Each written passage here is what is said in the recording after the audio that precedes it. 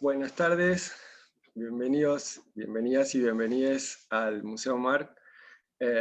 Gracias de nuevo por acompañarnos. Hoy es nuestra última conferencia de este ciclo, que nos ha gustado tanto poder realizarlo, y la verdad es que es la última conferencia, pero tendría que haber sido la primera, justamente por el tema y por el momento, el periodo que se va a tratar, y que está relacionado con parte de nuestras colecciones. Y es muy importante también porque justamente nosotros, por el invitado, básicamente, porque valoramos mucho su trabajo de una exposición que se hizo casi hace 4 años, en el 2017, en el Museo de América, para el Pride de ese momento, y que fue una exposición como de mucho impacto, y fue una de las primeras que se hizo referido a lo trans, y referido a lo trans vinculado a América, ¿no? Y que tuvo una relación entre pasado y presente muy interesante. Y también le tenemos que agradecer mucho, y también lo hace el Ministerio de Cultura, Andrés Gutiérrez Usillos, que bueno, es hoy nuestro disertante, que fue el coordinador de esa exposición. Andrés es doctor de la Universidad Complutense de Madrid. Él trabajó como jefe de documentación del Museo del Prado, después fue el subdirector de museos estatales del Ministerio de Cultura de España, y ahora está trabajando en el Museo de América como coordinador de las colecciones de arte de prehispánico y de proyectos especiales. Y para todos los que están vinculados a la museología, sus libros de la editorial que a nosotros tanto nos gusta, pero que tanto nos cuesta en Argentina, como es la edición Estrella, tiene 2 libros que son de referencia para los que estudian museología, referido a la documentación, justamente, que es parte de su expertise. Así que agradecerle mucho a Andrés su colaboración y su buena predisposición, porque bueno, saben de la diferencia horaria con España, así que nada, muchas gracias, y gracias a Andrés nuevamente. Gracias Pablo, muchísimas gracias a ti, al museo y a todo el equipo por contar conmigo.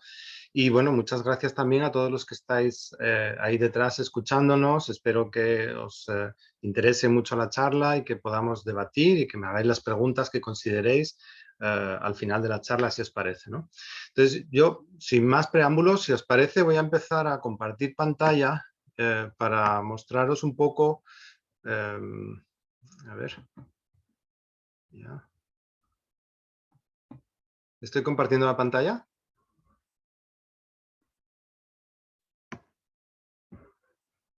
¿Sí se ve la pantalla? Sí, sí, sí. Ah, ok, vale, gracias. Bueno, pues la pregunta con la que quería comenzar, y que hablando con Pablo me dijo, ¿por qué no hablar de este tema, ¿no? ¿Cuál es el motivo por el que se tiene que hablar de transgénero en un museo, ¿no? Y yo quería tratar de explicar esto y contar además un poco cómo fue el proyecto que hicimos en el Museo de América y poner algunos ejemplos, ¿no? Esta va a ser la experiencia que voy a intentar transmitir. Lo primero es cómo surge esta idea, ¿no? De dónde surgió la idea de hablar de transgénero desde la investigación, desde un museo. Y obviamente cuando trabajamos con temas americanos, nos dedicamos al pasado, a la historia o la prehistoria americana, bueno, pues las crónicas son un referente, ¿no? Es la manera de entender un mundo que se quebró, que se rompió, ¿no? Y que siempre y cuando sepamos filtrarlo, ahí en estas crónicas encontramos referencias que nos permiten entender también esas otras culturas arqueológicas, ¿no?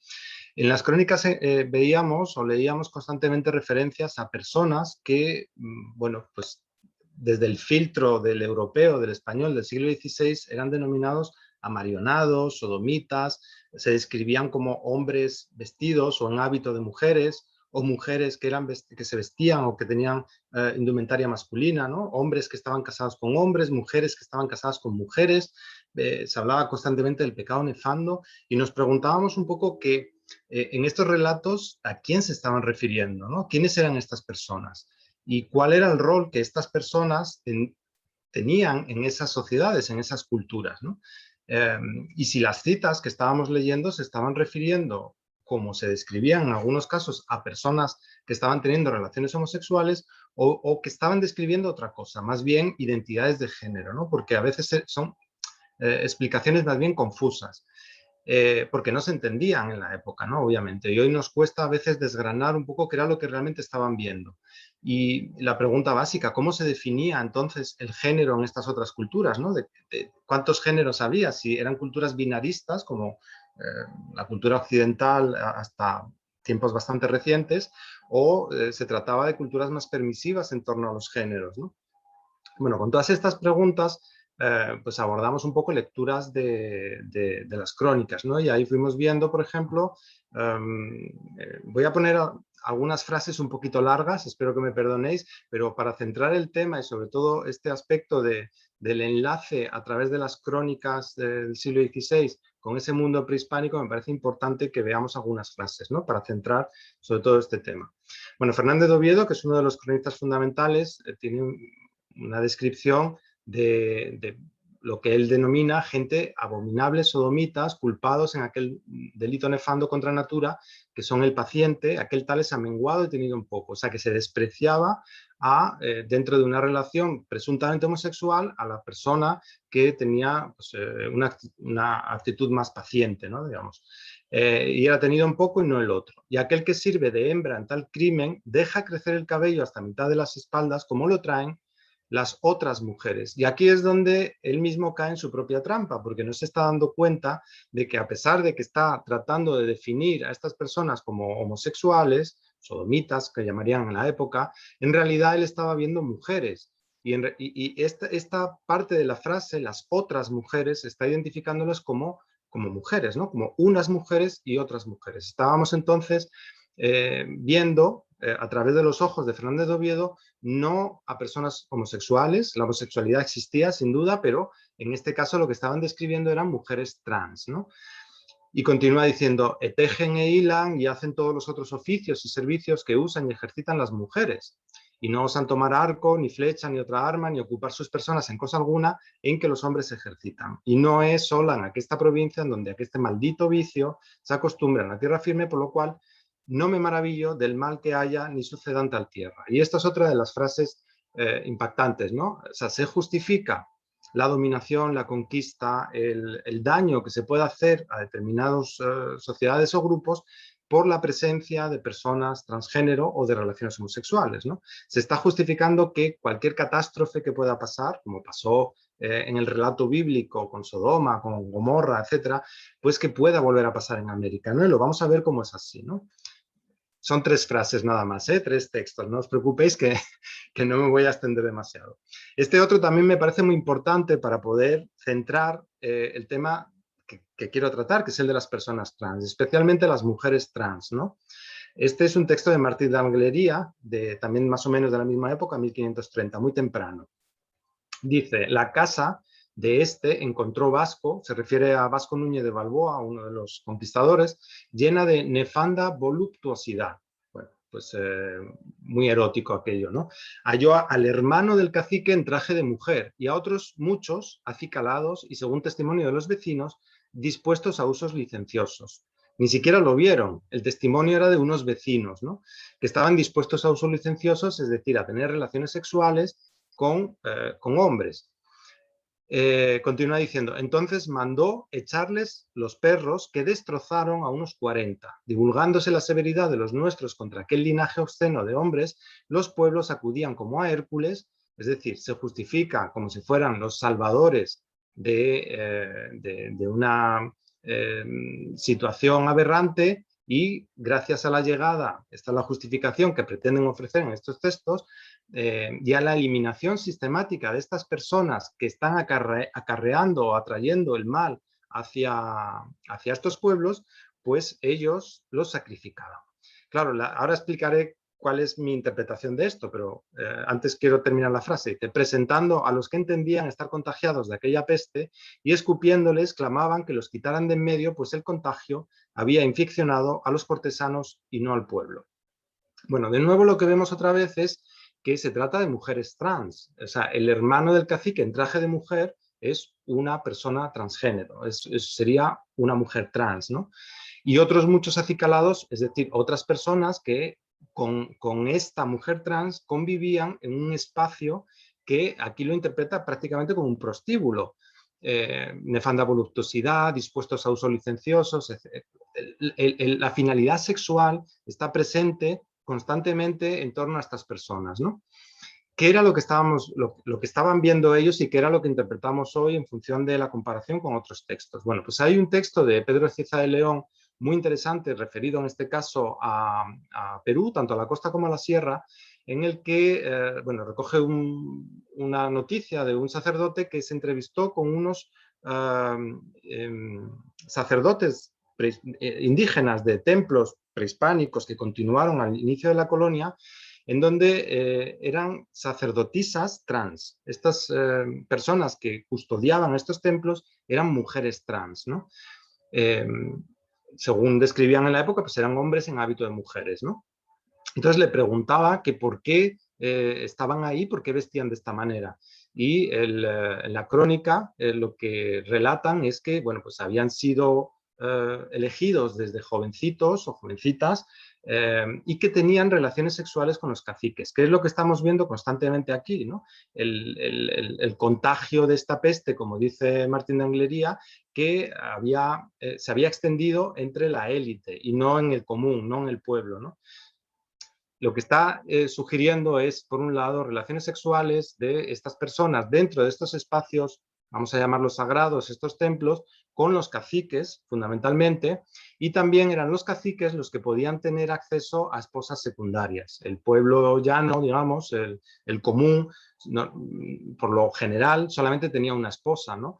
Mientras que los caciques podían tener varias. El hecho de que, como vamos a ver a continuación, se repita una y otra vez que eran los señores y los cortesanos los que usaban de aquel vicio y no el común, no quiere decir que solo fueran, bueno, pues como dice en este caso, o como tratan de describir, relaciones homosexuales solo de los caciques, sino que eran los caciques los que tenían la posibilidad de contraer matrimonio dentro de lo que es una familia extensa, de un cacique con varias esposas, entre las que se encontraban esposas trans. Y esto lo vemos en México, lo encontramos en Centroamérica, en el norte de Sudamérica, en distintas regiones, como los caciques se casaban, también en Norteamérica, o sea, no solamente en el área de habla hispana, sino después en el siglo XIX, cuando se produce el avance de la conquista del oeste, de este a oeste en Norteamérica, los antropólogos van encontrándose también con estas mismas situaciones entre los grupos indígenas que no habían estado contactados o poco al menos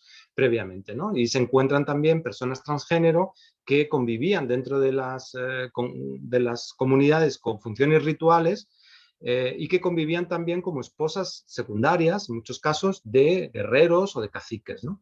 Así que vamos encontrando estas explicaciones en las crónicas, pero la reflexión que surge a continuación es la de, bueno, si es evidente que los cronistas en todas partes de América, y luego vamos a ver que en otros territorios también, pero si es evidente que estaban encontrando estas evidencias de personas transgénero, aunque no lo supieran interpretar, aunque lo interpretaran como sodomitas o como cualquier otra cosa, estaban describiendo mujeres trans. ¿Dónde están estas mujeres trans representadas, ¿no? En el contexto arqueológico, en el registro arqueológico? ¿De qué manera podemos reconocerlas, ¿no? Y esto es lo más interesante, porque aquí entramos en otro tema, que es el de la interpretación de las imágenes. Si antes hemos dicho que las crónicas tienen que ser interpretadas filtrando todos estos sesgos que ofrecían los cronistas porque bueno, tenían una educación judeocristiana y una moral del siglo XVI y interpretaban lo que veían en función de sus conocimientos, hoy nos pasa lo mismo cuando interpretamos las imágenes, ¿no? Los textos a lo mejor los podemos intentar despojar de todos estos sesgos, pero las imágenes a veces nos cuesta más, ¿no? Entonces, ¿qué es lo que vemos y cómo interpretamos lo que vemos, ¿no? Cuando vemos una fotografía como esta, en donde, bueno, pues es evidente que lleva un peinado, que es una mujer zuñi, lleva un peinado femenino, el que llevan las mujeres zuñi, ¿no? Los indios del suroeste de Estados Unidos, ¿no? Indios pueblo. La indumentaria es femenina también, lleva un vestido como el de las mujeres zuñi. Está sentada además porque la postura del cuerpo también está reflejando el género, ¿no? Está sentada como una mujer y además la actividad también es del género femenino, está tejiendo, perdón, con un telar de cintura, ¿no? Es una mujer. en todos los aspectos. Lo que pasa es que en este caso sí que sabemos quién era. Conocemos la identidad de la persona y sabemos que es una mujer trans. Se llama Wewa. Es una de las más conocidas del mundo indígena en Norteamérica, ¿no? Eh, Así que interpretamos lo que vemos y en este caso le añadimos información porque la conocemos, pero si no la conocemos tenemos un problema, ¿no? Que solo podemos ver lo que hay y que es una mujer, ¿no? Bueno, para interpretar las imágenes hay una serie de sesgos que también hay que tener en cuenta, una serie de condicionantes, ¿no? No podemos conocer toda la realidad porque solamente se representa una parte de ella. O sea, no nos retratamos constantemente, sino solamente, bueno, hoy en día a lo mejor es más fácil retratarse, pero tradicionalmente el retrato de una persona se hace en momentos especiales de su vida, ¿no? De su ciclo vital, o bien cuando realiza el ciclo, el cambio dentro del rito de iniciación a la madurez, o en el matrimonio, o cuando accede a un cargo determinado, en ese momento hay un retrato de esa persona, ¿no? O en circunstancias especiales, ¿no? Pero por lo general no hay una representación de toda la vida de un individuo, ni siquiera de todos los aspectos de la sociedad. Entonces hay un filtro inicial que es el de qué es lo que se está representando, ¿no? La sociedad considera que es importante solo algún aspecto determinado del contexto de esta sociedad o de los individuos, ¿no? Y es un porcentaje menor. El resto no se representa porque no interesa. Por ejemplo, entre los grupos indígenas casi no hay representación de niños. El niño no es importante para una sociedad hasta que no se convierte en adulto, ¿no? Entonces, solamente hay representaciones de bebés acompañados de sus madres, porque lo importante es la maternidad, no tanto el niño en sí, ¿no? Bueno, ese es uno de los sesgos, por ejemplo. El hecho de que no haya representaciones de niños no quiere decir que no existan niños, obviamente, ¿no? El segundo aspecto es el del filtro de los estereotipos, el del artista, ¿no? Aquel que tiene que representar algo dentro de su propia sociedad lo hace en función de los parámetros aprendidos, es decir, tiene que representar lo que ve según como lo entiende, como lo ha aprendido, ¿no? Y de esta manera se representan también los géneros, es un aprendizaje cultural, ¿no? O sea, por ejemplo, cuando vemos estas dos figuras, Quimbaya, de Colombia, más o menos del 600 después de Cristo, casi no hay diferencia entre estas dos figuras, ¿no? El rostro es prácticamente igual. El tocado que llevan lo mismo, los pendientes de las orejas, los collares, los implementos en las manos, el cuerpo, los hombros anchos, las piernas rectas, casi no tienen cintura ninguno de los dos. Sin embargo, vemos claramente que son dos géneros distintos, porque hay la representación de los genitales que nos están indicando que uno es una figura masculina o con genitales masculinos y el otro, la otra, es una figura femenina en la que se representan los genitales femeninos, ¿no? Así que sí que hay una serie de filtros y nosotros tenemos que intentar entender los sesgos o los estereotipos que funcionan en cada cultura, porque no son los mismos, ¿no? Lo tercero es la conservación, porque de lo poco que se ha representado, y además se ha representado sesgado, digamos, no se ha conservado el 100%, sino que se conserva una mínima parte de esa representación. Yo cuando hice un estudio sobre la cultura jamacoaque de Ecuador, que luego veremos algunas piezas, pues el porcentaje de figuras masculinas era algo superior al de las femeninas. Esto podría interpretarse como que, bueno, pues es más importante el mundo masculino que el femenino, o también lo que pienso que se estaba produciendo es que, como casi todas las colecciones Jamacoa, que son colecciones privadas, que luego algunas han pasado a museos, el coleccionista prefiere un tipo de figuras determinadas, no por el género, sino por la estética, ¿no? Y la estética de las figuras masculinas es distinta. Son figuras con más movimiento, con más color, con más implementos en las manos, con más objetos, haciendo más cosas. Las figuras femeninas Jamacoaque son también muy llamativas, pero son muy hieráticas, casi no tienen movimiento. Entonces, probablemente el interés del coleccionista es por un tipo de figuras determinadas, más coloridas, más vistosas, que son las masculinas, pero no porque prefiera o no porque se hayan representado más figuras masculinas que femeninas. O sea que aquí volvemos a encontrarnos otros sesgos que también hay que tener en cuenta, ¿no? Que se pueden estar produciendo a la hora de interpretar los géneros, ¿no? Y luego viene, claro, la educación de cada uno, el aprendizaje de cada uno, del que lo tiene que leer, lo tiene que interpretar, ¿no? El investigador que se aproxima a esta cultura de la que no tiene las claves, lo tiene que interpretar con unas claves propias, ¿no? Bueno, es una interpretación. Mientras no hay un texto escrito donde se describe exactamente o se sabe qué persona es la que está representada, lo demás no deja de ser una especulación, una interpretación, ¿no? Y esa interpretación va a variar en función de la persona. de quién es la persona que está haciendo esa investigación, ¿no? Y de cuál es su bagaje. Y por otro lado, el observador, ¿no? En el museo, cuando se exponen estas piezas, el visitante también tiene su propio bagaje, ¿no? Y aunque el investigador o el museo exponga una serie de informaciones, el observador, el visitante, las va a interpretar en función de su propio conocimiento, de su bagaje también personal, ¿no? Así que, como veis, también las imágenes están cargadas de sesgos, ¿no?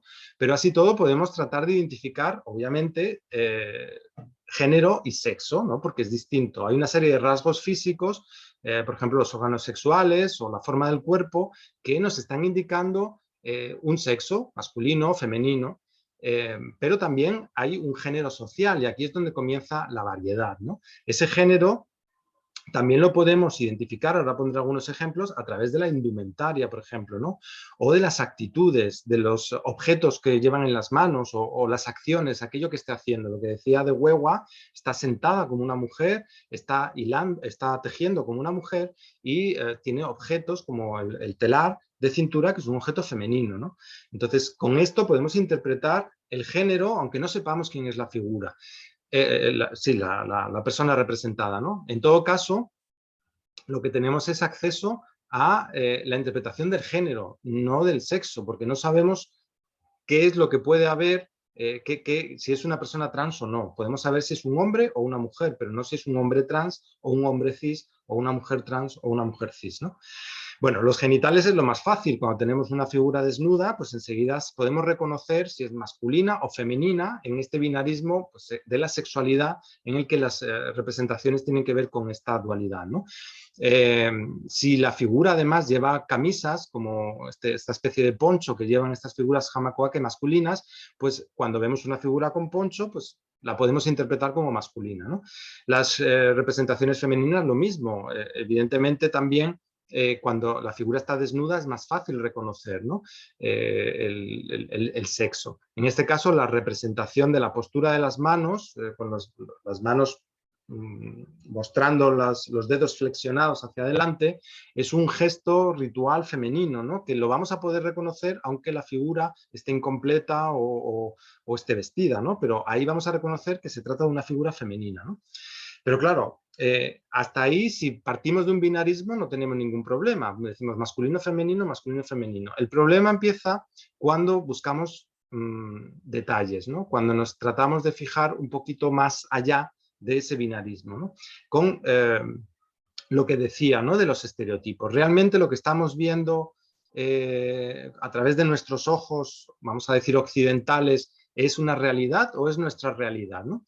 Esta es una fotografía de una artista polinésica de origen japonés que se llama Shigeyuki Kihara, que bueno, pues está jugando con varios estereotipos. Uno, el de la feminidad de la mujer polinésica, bueno, una representación sensual de la mujer para el hombre occidental, ¿no? Juega con esa postura sinuosa y luego además reconocemos una serie de estereotipos occidentales que proyectamos sobre la mujer, ¿no? El cabello largo, los pechos, ¿no? Los brazos finos, la cadera, la postura sinuosa, insinuante, etcétera, ¿no? Y bueno, pues reconocemos sin duda, sin ninguna duda que se trata de una mujer, ¿no? Y es una mujer, pero es una mujer trans. Y aquí, bueno, la serie es más larga, pero termina con Shigeyuki Kihara desnuda, mostrando los genitales presuntamente masculinos, ¿no?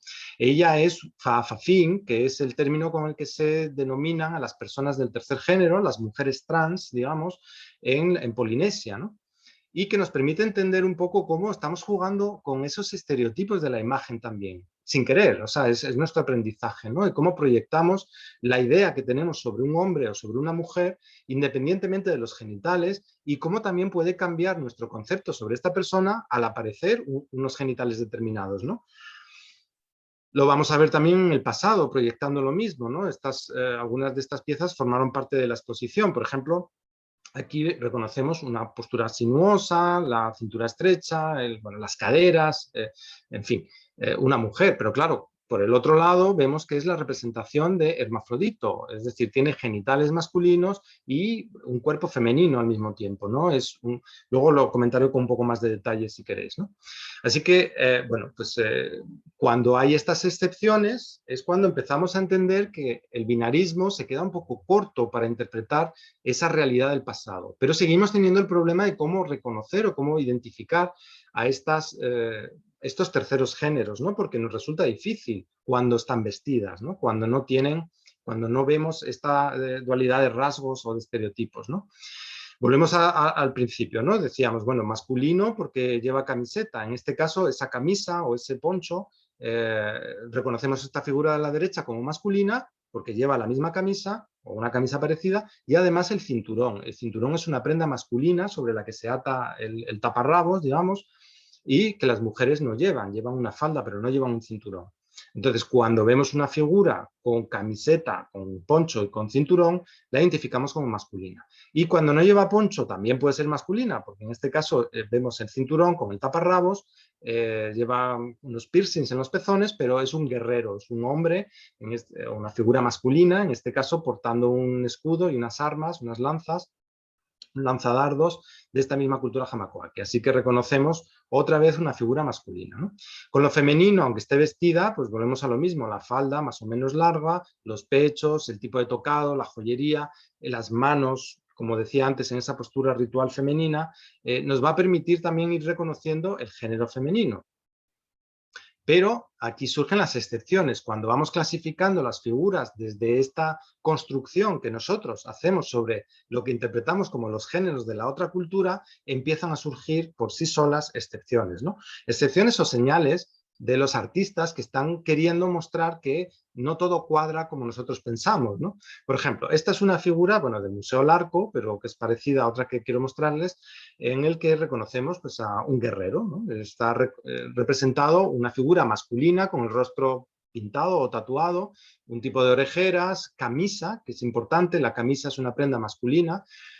Aquí parece que lleva un faldellín, pero bueno, o una camisa más larga, pero se interpreta como un guerrero. Claro, cuando vemos esta otra figura del Museo de América, decimos lo mismo, ¿no? Es un hombre también, lleva camisa, por tanto es una figura masculina, tiene el rostro tatuado, los pendientes son iguales, el tocado es algo diferente, realmente el tocado es más bien femenino, pero no le ha representado ni faldellín ni taparrabos, está desnuda esta figura, ¿no?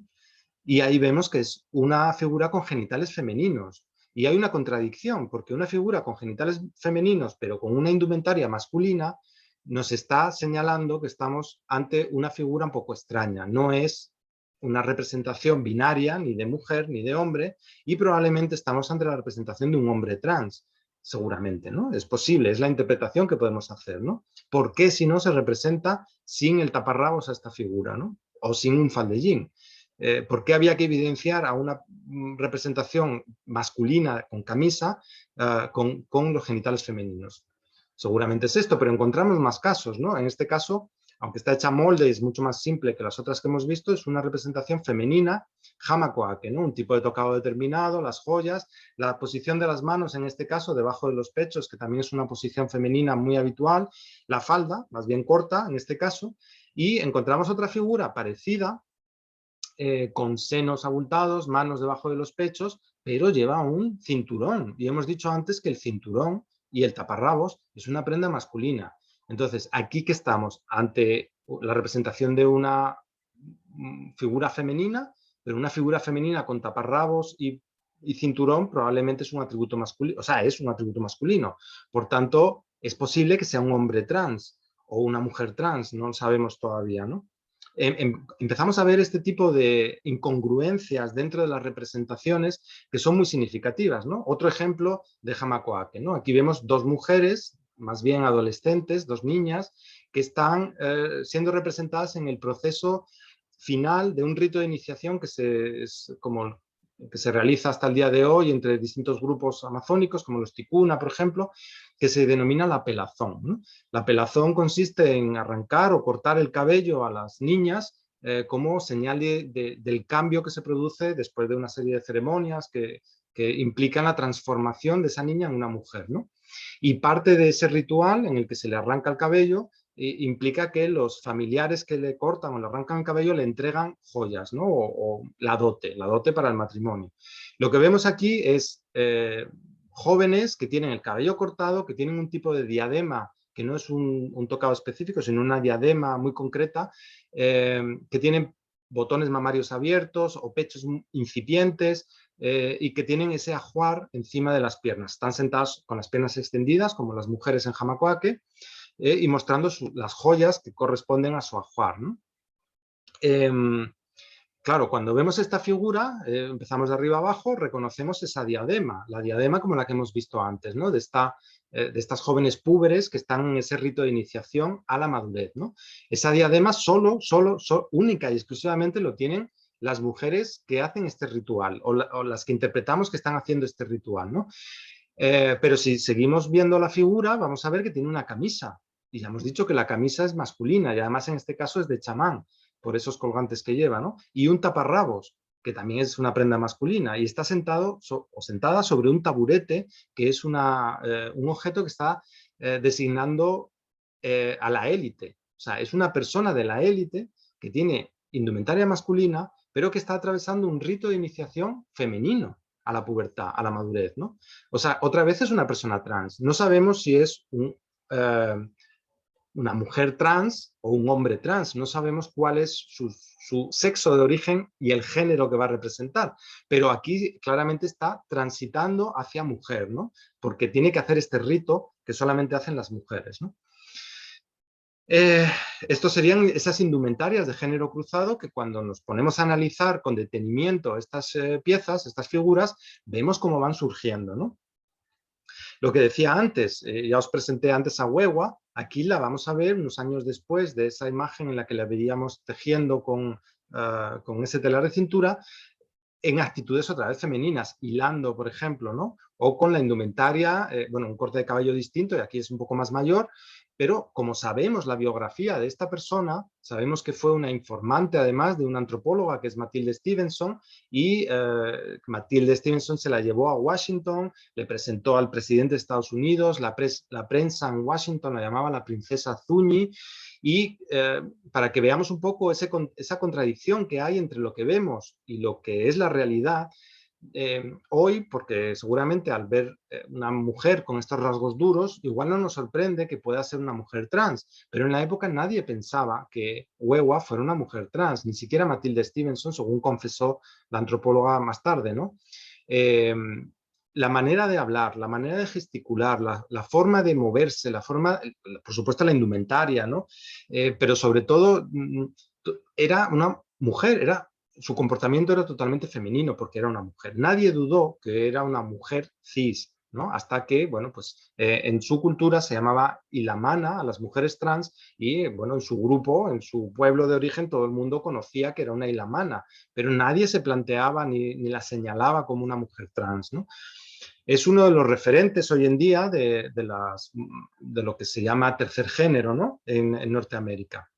El problema que seguimos planteando es, vale, pues en este caso conocemos la biografía, pero hay muchas mujeres Zuñi de las que no sabemos ni el nombre siquiera, no sabemos quiénes eran, ¿no? Hay fotografías como esta en donde reconocemos que es una mujer, está llevando agua en uno de las maravillosas vasijas que fabrican los Zuñi, y viste como una mujer, etcétera, pero no sabemos si es una, o a lo mejor no es importante, y esta es otra cuestión. ¿Por qué tenemos que empeñarnos en buscar si es una mujer cis o una mujer trans si en su comunidad de origen no tenía esa trascendencia, ¿no? No hay nada o no somos capaces todavía de encontrar el atributo por el que se reconoce si se trata de una persona cis o una persona trans, porque probablemente no era importante. Ya dije que las mujeres trans se casaban con guerreros o con caciques cis, al igual que otras mujeres cis, ¿no? En este caso no sabemos. Yo creo que la mujer de la derecha parece, por la cintura a lo mejor, o porque, no sé, podría, pero la mujer de la izquierda también podría ser una mujer trans, ¿no? Bueno, con todos estos antecedentes, reflexiones y bueno, planteamientos, pues decidimos hacer una exposición, ¿no? Les voy a contar rápidamente ¿En qué consistió? Nuestra intención, nuestros objetivos era tratar de concienciar de que existían estas personas trans en ese pasado, ¿no? En el pasado americano, pero también era una realidad universal. No solamente es una cuestión o una problemática contemporánea, es una cuestión universal, general y también histórica, ¿no? Y había otros dos temas que nos parecían interesantes. La tercera edad trans, porque cuando pensamos en personas transgénero siempre pensamos en gente joven y existen una tercera edad trans, ¿no? Y también hay una infancia trans, hay la identidad de género, vamos a ver cómo comienza desde época muy temprana, ¿no? Desde la infancia más tierna, ¿no? Por otro lado, queríamos concienciar también de que todavía a día de hoy pervive un mundo tradicional indígena con personas transgénero, asimiladas, integradas dentro de sus comunidades de origen, ¿no? Y luego además también queríamos, bueno, pues señalar que no solo en España, en donde a lo mejor la transfobia existe, pero no es tan sangrante como puede ser en otros países, pero que hay una persecución de personas LGTBIQ y sobre todo de mujeres trans, porque se une la homofobia, en este caso, con la misoginia, ¿no? Y lo vamos a ver como es también otra problemática histórica, ¿no? Esa persecución, ese acoso, ese maltrato y el asesinato de personas transgénero, como veíamos con las crónicas de Balboa, ¿no? Queríamos alejarnos de los estereotipos más habituales, ¿no? Cuando hicimos la exposición y al repasar un poco lo que se había hecho desde los museos, sobre todo de arte contemporáneo, veíamos cómo se había vinculado la imagen de la mujer trans, sobre todo de la mujer trans, con el mundo de la marginalidad, ¿no? De la noche, incluso de la prostitución, y queríamos ofrecer una alternativa, una visión de las personas transgénero desde otra perspectiva, una perspectiva cotidiana o sagrada o diferente, ¿no? Y mostrar sobre todo esos otros contextos más familiares, más próximos, más cercanos, ¿no? Y luego queríamos exponer y explicar una serie de conceptos que luego voy a describir y que el museo fuera utilizado, fuera tomado como una plataforma para una nueva audiencia, ¿no? Y para, bueno, pues para denunciar también una situación como un museo que refleja esa problemática social, ¿no? Bueno, con todo esto lo que hicimos fue 5 exposiciones simultáneas que fueron inaugurándose progresivamente, una exposición central más grande que recogía diferentes tipos de objetos y 4 exposiciones de fotografía más pequeñas pero vinculadas. Y cada exposición además complementaba algún aspecto o desarrollaba algún aspecto que nos interesaba especialmente y que a lo mejor dentro del contexto general de la exposición no daba lugar a explicar, ¿no? Por ejemplo, la primera exposición de fotografía de titulada Vera y Victoria es una obra de Mar Sáez y reconocíamos a 2 mujeres, ¿no? Este reportaje que hizo ese seguimiento de esta pareja de mujeres en el que una de ellas 2 es una mujer trans. Y nos permitía explicar precisamente algo que voy a comentar después, que la orientación sexual no tiene que ver directamente con la identidad de género, que son cosas distintas, ¿no? Vera es una mujer trans, pero es lesbiana, o sea, le gustan las mujeres, ¿no? Y lo que veíamos en esta serie de fotografías es precisamente esto. Tratábamos de explicar la diferencia que hay entre la identidad de género y la orientación sexual, ¿no? El segundo proyecto de fotografía es este de Nuria López, titulado Mushes, Flores de Guillechachi, que recogía precisamente ese aspecto tradicional que estaba diciendo, ¿no? Estas mujeres trans, estas, lo que se llaman en la península, en el istmo de Tehuantepec, en Oaxaca, en México, se llaman mushes, que es el tercer género, pero bueno, son mujeres trans que utilizan esta indumentaria femenina tradicional dentro de la región, pero que también aparecían en estas fotografías en esos contextos domésticos, no solamente con esas indumentarias tradicionales, bueno, pues como representadas como una representación más de la mujer de Oaxaca, sino con sus familias, ¿no? Con sus madres, con sus padres, etcétera, ¿no? Dentro de esos contextos que veíamos. El tercer proyecto de Gabriel Pineda y Gerardo Estrada, fotógrafos mexicanos, es Seres de Luz, dedicado en este caso a personas transgénero, y donde sobre todo nos interesaba esta fotografía para representar lo que decía antes, ¿no? La tercera edad trans, y señalar cómo no es un colectivo tampoco uniforme, es decir, que dentro del mundo del transgénero pues, hay por rangos de edad o situaciones muy diferentes, ¿no? Lo que les une es esta situación, ¿no? de personas transgénero, ¿no? Cada país, además, y cada cultura tiene una manera de denominar a las situaciones. Nosotros las unificamos todas y lo voy a explicar por qué dentro del término trans, ¿no? Pero tiene cabida todo esto y sobre todo queríamos reflejar estas tercera edad trans, ¿no? El cuarto proyecto era otra cosa que nos preocupaba y era el tema de la migración, ¿no? Y cómo teníamos un proyecto entonces que era Migrar es Cultura, que recogía un poco testimonios de migrantes y nos parecía interesante asociar estas dos cuestiones, cómo muchas personas tienen que se ven obligadas a emigrar de sus países de origen por motivos de discriminación, de orientación sexual o en este caso de identidad de género, ¿no? Y a través de las fotografías de Jesús Vecino, bueno, pues se recogieron testimonios y se hizo un reportaje fotográfico, una exposición sobre hombres trans y mujeres trans que hoy están residiendo en España, ¿no? Bueno, la exposición, y voy a ir un poquito más rápido, la principal, digamos, es esta que titulamos Trans, Diversidad de Identidades y Roles de Género, en donde queríamos recoger todo lo que he contado anteriormente, ¿no? Hay un catálogo que es este, en donde podéis ver, es de descarga gratuita, está en PDF, lo podéis ver todo lo que estoy contando y más, ¿no?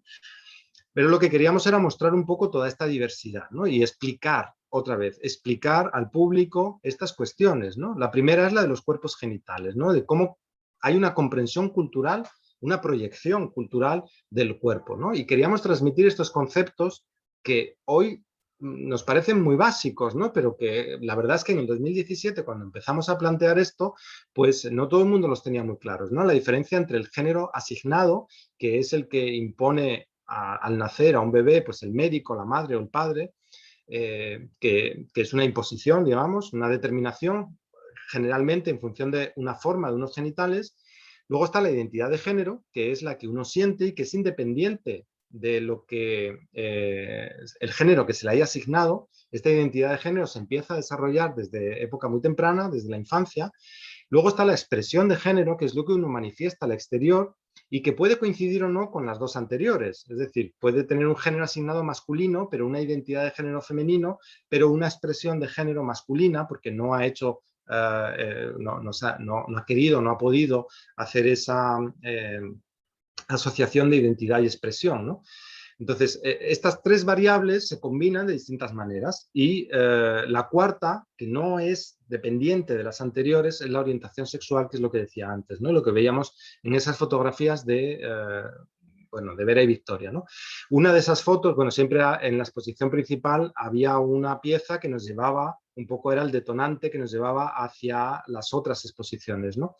Aquí veíamos al fondo una de esas piezas en donde Vera y Victoria justo estaban desnudas, las dos, y veíamos los genitales masculinos, el pene de Vera, ¿no? Y nos permitía explicar no solamente que eran dos mujeres, independientemente de los genitales que tuvieran, y que eran pareja, y por tanto eran homosexuales, en este caso, porque eran dos mujeres teniendo relaciones de pareja, pero que también nos permitía explicar un poco lo que se estaba viendo en el pasado, estas mujeres trans o estas personas intersexuales, porque también se da el caso de personas intersexuales, y que explicábamos en la exposición a través de estos estereotipos de género, ¿no? La representación del género femenino, que no tiene que ver con nuestra imagen de cabello largo, cintura estrecha, cadera ancha, sino esta forma es una mujer, a pesar de esta forma de botijo, pero que es una mujer porque se representa, en este caso desnuda, y reconocemos los genitales femeninos, ¿no?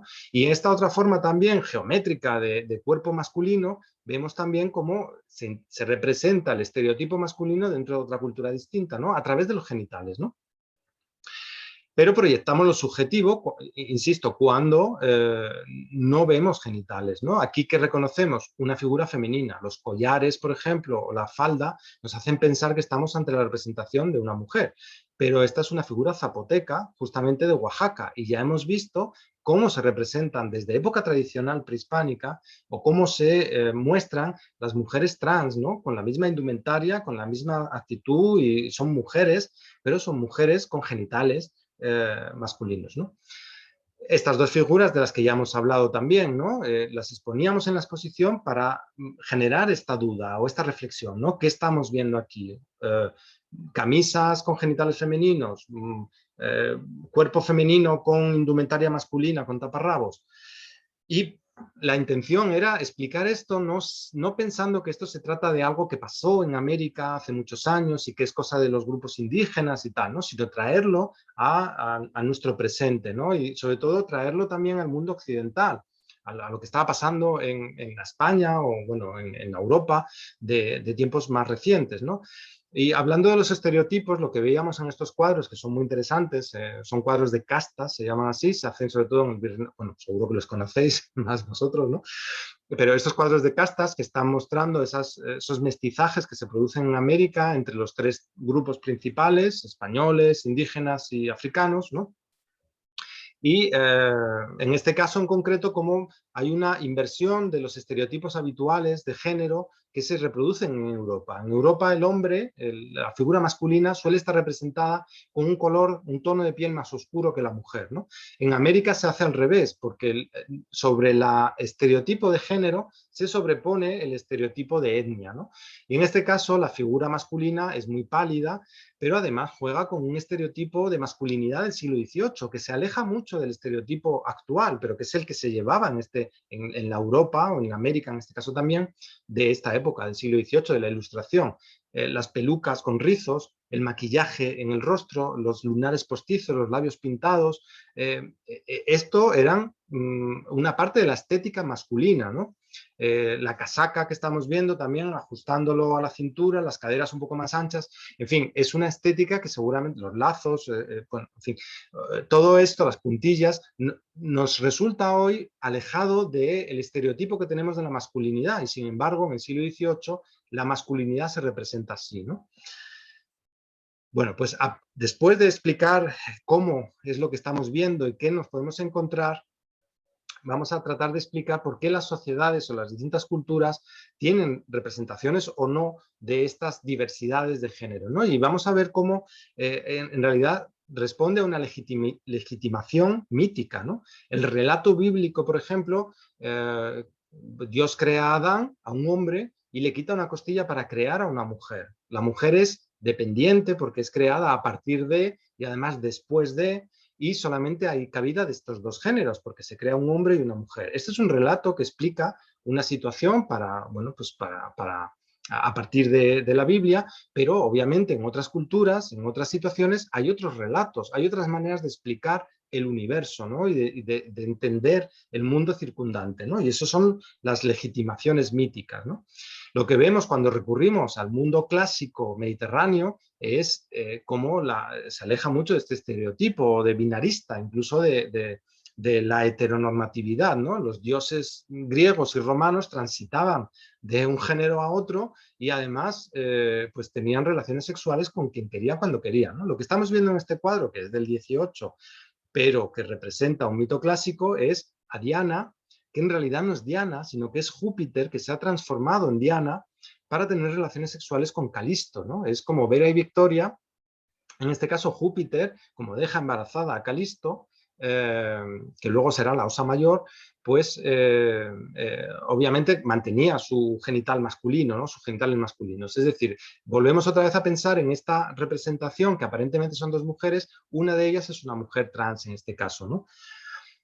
Pero encontramos en muchas culturas del mundo figuras como la de Hermafrodito, figuras de personas intersexuales o de divinidades más bien intersexuales que combinan atributos masculinos y femeninos, ¿no?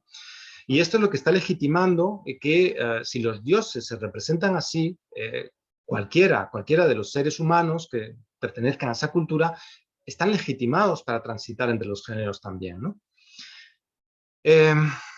Siguiendo con el tema de la imagen y ya bajando un nivel de dioses a héroes, vamos a encontrar cómo en algunas representaciones pictóricas podemos ver todo esto, ¿no? Estas tres mujeres que estamos viendo aquí están sentadas bueno, en el estrado, digamos, en el suelo, sobre cojines, como se sentaban las mujeres hasta el siglo XVIII en Europa, en España en concreto y en América. Pero vemos que hay una diferenciación de tono de piel, lo que decía antes. En España sí se mantiene esa diversidad de coloración de la piel. La mujer es mucho más pálida que el hombre, ¿no?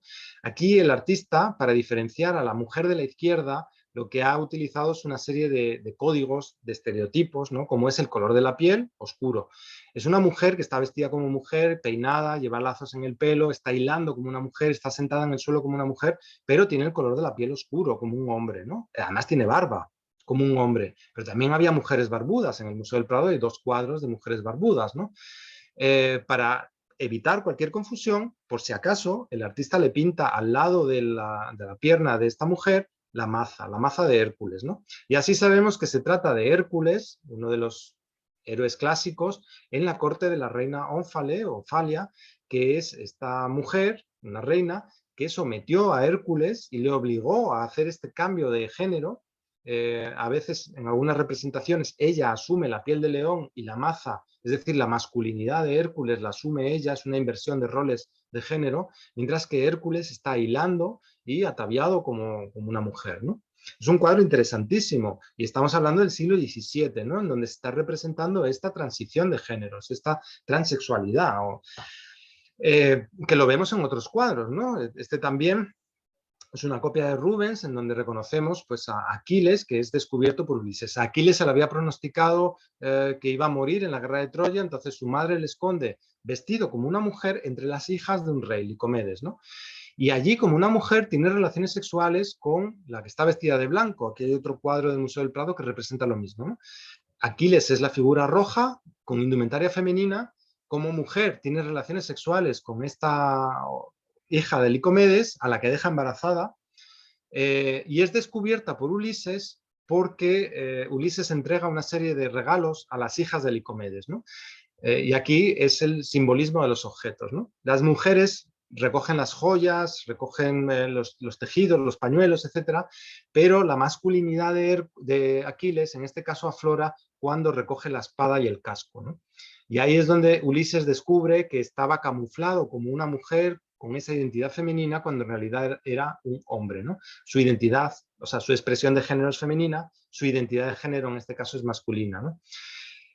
Lo curioso es que cuando Aquiles se va a la guerra de Troya, ya con una identidad y una expresión de género masculinas, su relación sexual es con Patroclo, es decir, con otro guerrero, ¿no? En ese caso, lo que decía, que van fluctuando de una manera u otra, ¿no? Los cascos, las espadas son atributos masculinos o de poder. La señora de Cao, por ejemplo, es una mujer sacerdotisa que apareció en un contexto moche, enterrada con armas, con porras, que son armas masculinas, pero que en este caso no están simbolizando una transición de género, sino el poder, ¿no? Pero en este caso, este casco y espada es una cuestión de identidad de género, ¿no? Lo mismo que el uso de hilar para el género femenino. Bueno, decíamos que otro de los temas es desde cuándo empieza esta transgresión de géneros, ¿no? Y cómo nos preocupaba el tema de la infancia. Y lo queríamos tratar no con fotografías de niñas o de niños contemporáneos, sino un poco ese reflejo de la historia que nos parecía interesante, ¿no? Y vemos cómo en los cuadros, en algunos cuadros del 17 y del 18, de los siglos XVII y XVIII, a niños varones se les representa con indumentarias femeninas, ¿no? Con plumas, con tocados con puntillas, etcétera, con una indumentaria que nos recuerda más al vestido femenino que a la basquiña, que a lo mejor a la comodidad para cambiar pañales, etcétera, ¿no? Y esto tiene mucho que ver con algo que estaba pasando, que es que la mortalidad infantil masculina es superior, bastante superior a la mortalidad infantil femenina. No sé si lo pensáis un poco, en los cuentos tradicionales los reyes siempre tienen hijas, princesas. Siempre el príncipe viene de fuera, ¿no? Porque morían con mucha más facilidad los niños que las niñas, ¿no? Y para evitar que la muerte se lleve a los varones, lo que solían hacer era camuflar esta identidad de género a través de esta expresión de género femenina en los varones, ¿no? Y esto es algo que se mantiene en la élite hasta el siglo XIX. Esta es una fotografía del presidente de Estados Unidos, Theodore Roosevelt, con 4 años, ¿no? Su identidad, su expresión de género, aunque su identidad sea masculina, su expresión de género en este caso es femenina, es una niña, ¿no? Vestida con un vestido, el sombrero con plumas, el corte de cabello, los zapatos, etcétera, ¿no? En otras culturas no existe esta... Bueno, hay otras maneras de ir integrando a los niños. Los niños aprenden desde la infancia la posibilidad de transitar entre los géneros. Es lo que decía, por ejemplo, de la legitimidad o la legitimación a través del relato mítico, ¿no? Estos son figuras kachina, son representaciones de espíritus, más o menos divinidades, entre los indios pueblo. Las kachina bueno, hay varios cientos de cachinas, son varios cientos de espíritus, pero hay un grupo de ellas, varias de ellas son chaguainas, que son cachinas trans, son figuras transgénero, y a los niños se les enseña la posibilidad de que los dioses pueden ser transgéneros también, ¿no? Y por eso en estas culturas como veíamos con Wewa, etcétera, está totalmente legitimado y es algo asumido la posibilidad de transitar entre los géneros, ¿no? No sé si me va a dar tiempo, yo creo que no, pero os recomiendo que veáis esta película en donde hay 3 escenas, ese Pequeño Gran Hombre o Little Big Man de Arthur Penn, ¿no? En donde hay 3 escenas en donde se representa a una mujer trans, o lo que llamaban verdache, entre los Cheyenne en Norteamérica, ¿no? Es una película muy interesante en este sentido. Bueno, otras realidades trans, que era otro de los aspectos de esta exposición, ya reconocemos a Wewa sentada con una mujer, etcétera, para explicar que todo esto que está eh, sucediendo en realidad en otros países, en otros contextos, en otras culturas, no tienen ningún problema, ¿no? No hay problemas de identificar a una ilamana, una mujer trans, o incluso de los productos que esta mujer elabora, ¿no? El problema lo tenemos nosotros, porque en los museos, que siguen siendo patriarcales y siguen siendo heteronormativos y siguen, bueno, pues, anulando un poco incluso la visión de la mujer, hay objetos que han sido elaborados por mujeres tradicionalmente, ¿no? Mujeres cis o mujeres trans. Por ejemplo, las cerámicas o los textiles como los que elaboraba Wewa. Wewa tenía cerámicas que hacía ella que son muy parecidas a estas, ¿no? Que son del Museo de América y expusimos en la exposición. O tejidos, en este caso navajo, pero bueno, tejidos parecidos, mantas que elaboran las mujeres en el contexto de los Zuñi, ¿no? Y que no se reconoce el género del productor, del artista que está detrás de estos productos, porque es una mujer, ¿no? En muchos casos. Imaginaros si además es una mujer trans. Es mucho más difícil llegar al conocimiento de quién ha hecho estas vasijas o estos textiles, ¿no? La mujer trans en Norteamérica está muy bien documentada precisamente por lo que decía, porque el contacto se produce en el siglo XIX, ya se estaba desarrollando la disciplina antropológica, ¿no? Entonces es mucho más sencillo recoger también a través de imágenes fotográficas lo que estaba sucediendo e interpretar y estudiar, ¿no? En este caso, bueno, es un fotógrafo, George Catlin, que también es dibujante o pintor, lo que reconoce es una danza en honor a una de estas mujeres trans dentro de uno de los grupos indígenas de Norteamérica, ¿no? Esta es una de las primeras fotografías también de una pareja, en este caso una de las, seguramente de las primeras representaciones de una mujer trans con su esposo, ¿no? Y en toda América volvemos a encontrar referentes, ¿no? Otra vez las mushes que veíamos anteriormente con esos vestidos que poníamos, entre los navajo también hay mujeres trans. En casi toda América vamos viendo cómo existe esta legitimación, ¿no? Y no solamente mujeres trans, también hombres trans, ¿no? Que reconocemos por ese taparrabos que decía con el cinturón o en estos dibujos del ledger art que se producen en Norteamérica también, donde esta mujer guerrero, que es un hombre trans, pues se conoce su biografía, etcétera, ¿no? Mujeres trans en la India, que se llaman hijras, hombres trans en los Balcanes, que son fotografías de Jill Peters, que en este caso son lo que se llaman vírgenes juradas, son personas asignadas mujer al nacer, que bueno, pues, pueden transitar al género masculino, pueden desarrollar su vida como hombres, ser hombres, en este caso trans, siempre y cuando pues, no tengan relaciones sexuales, ¿no? Por ahí se les llama vírgenes juradas. Algo parecido es lo que estaba sucediendo también en el siglo XVII en el contexto español. Este es el retrato de una de las personas trans, de un hombre trans que se llama Antonio de Guzmán, que nació como Catalina de Erauso, nació con un género asignado femenino, fue educada en un convento y a los 15 años escapa del convento y decide que su identidad de género es masculina, ¿no? Y ahí se va a América, desarrolla una carrera como soldado y él mismo reconoce su género asignado cuando se ve en un conflicto porque había, bueno, una reyerta había matado a otra persona y le iban a condenar y entonces confiesa que en realidad es una mujer, ¿no? El obispo de Huamanga, en Perú, pues decide hacer bueno, con 2 matronas que le hagan un reconocimiento y reconocen que realmente tiene genitales femeninos, ¿no? Y que es una mujer. A partir de ahí le obliga a vestir como una monja y se le conoce como la monja alférez. Este es un personaje histórico que escribe su propia biografía, regresa a España ya como hombre, con indumentaria masculina, se entrevista con Felipe IV, con el rey, se entrevista con el Papa, se le legitima la posibilidad de que continúe su vida como hombre, como guerrero, como soldado en este caso, ¿no? y regresa a América, bueno, pues con una vida llena de aventuras y de desventuras también, ¿no? Pero es un caso fascinante para tratarse de la Europa del siglo XVII, ¿no? De España, una España que aparentemente es represiva, pero hay que entender que aquí estamos ante dos situaciones distintas. En una sociedad patriarcal, una persona asignada varón al nacer que desarrolle su identidad femenina es un descenso de categoría y eso no está perdonado ni está bien visto, ¿no? Mientras que una persona asignada mujer al nacer que desarrolle su identidad masculina, sea un hombre trans, bueno, pues siempre y cuando no haya relaciones sexuales o alguna cosa escandalosa por medio, se tolera y se permite, ¿no?